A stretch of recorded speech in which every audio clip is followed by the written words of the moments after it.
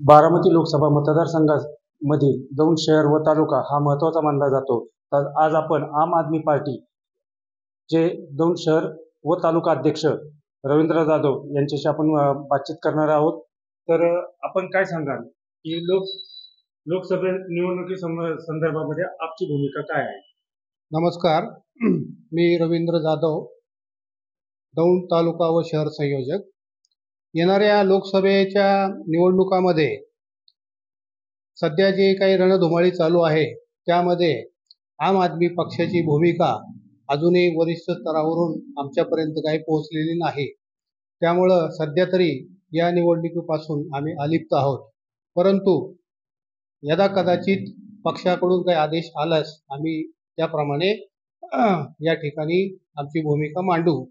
पण सध्या जी निवडणूक रणधुमाळी चालू आहे त्यामध्ये खूप काही लोकांना या निवडणुकीविषयी आकर्षण आहे किंवा निवडणुकीविषयी लोकांच्यात कुठल्याही प्रकारची सध्या तरी काही अशी चांगलं मत नाही.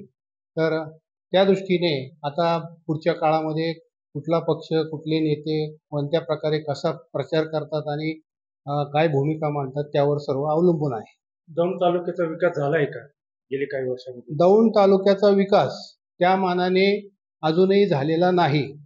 आम्हाला शहरामध्ये तर इतके मोठे प्रॉब्लेम आहेत की आमच्याकडं दर्जेदार शिक्षण संस्था नाही, शिक्षण व्यवस्था नाही. आमच्याकडं मनोरंजनासाठी आजपर्यंत कुठल्याही प्रकारचं थिएटर नाही किंवा नाट्यगृह नाही किंवा इथले जे कलाकार आहेत स्थानिक कलाकारांचा एक व्यासपीठ असावं तशा प्रकारची कुठलीही सोय नाही. आणि दौंड शहराला दौंड रेल्वे जंक्शन असूनही अनेक वर्ष रेल्वेचे अपडाऊनमधले आमचे मित्रमंडळी असतील, महिला असतील, व्यापारी असतील, हे झगडत आहेत आणि अत्यंत बिकट परिस्थितीमध्ये हे दौंड पुण्याचा प्रवास सध्या सर्व लोक करत आहेत. आणि या दृष्टीने कोणत्याही पक्षाने, कोणत्याही नेत्यांनी या संदर्भात दौंडसाठी काम केलेलं नाही. निवडून आलेल्या खासदारांकडून आपली काय अपेक्षा आहे?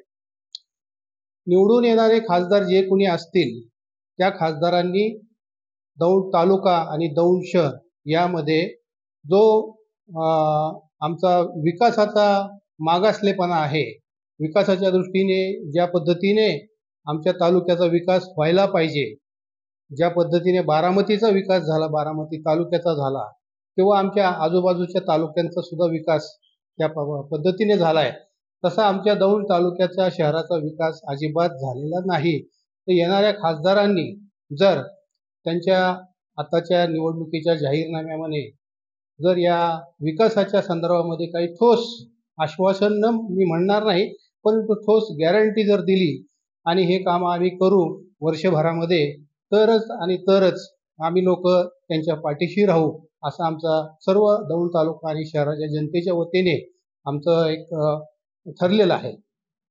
आम आदमी पार्टीचे तालुका अध्यक्ष रवींद्र जाधव यांनी की दौंड शहराचा विकास व्हावा व येणारे जे खासदार निवडून येतील त्यांनी दौंड शहर व तालुक्याचा विकास करावा एवढीच भूमिका मांडली आहे. कॅमेरा पर्सन रोहित पाडळेसह मी संतोष जाधव, टॉक इंडिया, दौंड. अशाच नवनवीन बातम्यांसाठी टॉक इंडिया न्यूज चॅनलला लाईक, शेअर आणि सबस्क्राईब करा.